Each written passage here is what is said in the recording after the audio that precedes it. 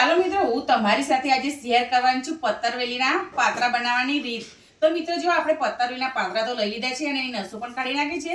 અને મિત્રો જો આ બાજુ આપણે ચણાનો લોટ અને એક વાડકી બેસન અને તેને મિક્સ કરી દીધો છે. અને આપણે લસણ અને ચટણી પણ આપણે અંદર મિક્સ કરી દીધી. જો તો ચલો મિત્રો, આપણે નાખીશું જે સામગ્રી બાકી હોય તે. તો મિત્રો ચલો આપણે અડધું લીંબુ નીતા દઈશું અંદર. અને પછી નાખીશું આપણે લાલ મરચું 1 ચમચી. પછી નાખીશું 1 ચમચી હળદર. પછી નાખીશું આપણે ગરમ મસાલો થોડો. અને પછી નાખીશું સ્વાદ અનુસાર મીઠું. તો ચલો મિત્રો, આપણે તેને મિક્સ કરી લઈશું થોડું પાણી રેડીને. તો ચાલો મિત્રો, આપણે અજમો તો ભૂલી ગયા હતા. તો ચલો આપણે નાખી દઈશું અજમો થોડો.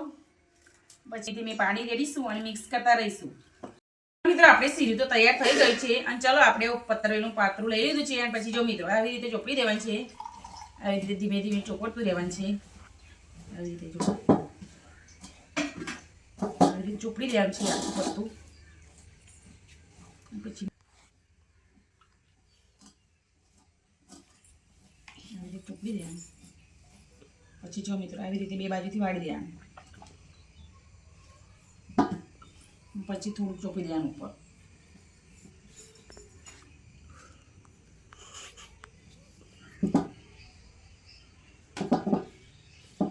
પછી બીજી બાજુથી વાળી દેવાનું છે.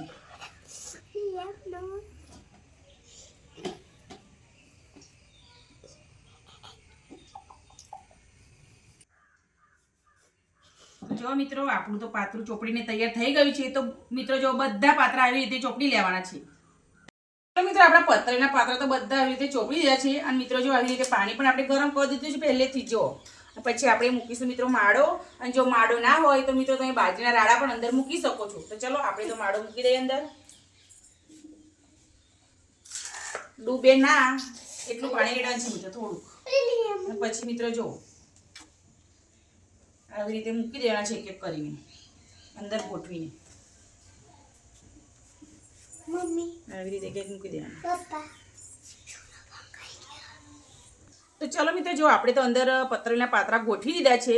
અને પછી મિત્રો આપણે આવી રીતે સારી ઢોકી દેવાની છે અને 10 મિનિટ સુધી રહેવા દેવાની છે. મિત્રો આપણા ભજીયા તો બફાઈ ગયા છે. ચાલો આપણે જોઈ લઈએ અંદર. તો મિત્રો જો આપણા સરસ મજાના ભજીયા તો બફાઈ ગયા છે. તો આવી રીતે જોઈ લેવાના ચપ્પાના મદદથી. જો ચલો બહાર કાઢી નાખીએ અને પછી આપણે એક એક કરી અને કટિંગ કરી લઈએ. ચાલો મિત્રો, આપણે તો પાત્રા કાપી દઈએ સરસ મજાના. તો ચલો આપણે તેલ પણ ગરમ થઈ ગયું છે. તો આપણે નાખીશું એમાં થોડી રઈ. પછી મિત્રો એમાં નાખીશું થોડું જીરું. તો ચાલો મિત્રો, આપણે એમાં નાખી દઈશું થોડા તલ. પછી નાખીશું મિત્રો લીલા કાંદા. પછી નાખી દઈશું મિત્રો આપણે નાખડા.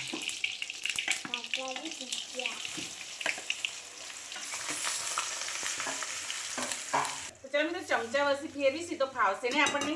તો ચાલો આપણે બીજી રીતે આવી રીતે કરીએ. થાળીની મદદથી પછી આવી રીતે નીચે ઉતારી આવી રીતે ઉછાળવાના છે. તો મિત્રો આપણે મિક્સ થઈ જશે. તો મિત્રો જો તમે જોઈ શકો છો કે આપણે સરસ મજાના ભજીયા મિક્સ થઈ ગયા છે. તો ફાઇનલી મિત્રો આપણા પાત્રા તો તૈયાર થઈ ગયા છે. તો ચલો મિત્રો, અમારી રેસીપી કેવી લાગી, ગમી હોય તો લાઈક, કોમેન્ટ ને વધારેમાં વધારે શેર કરજો.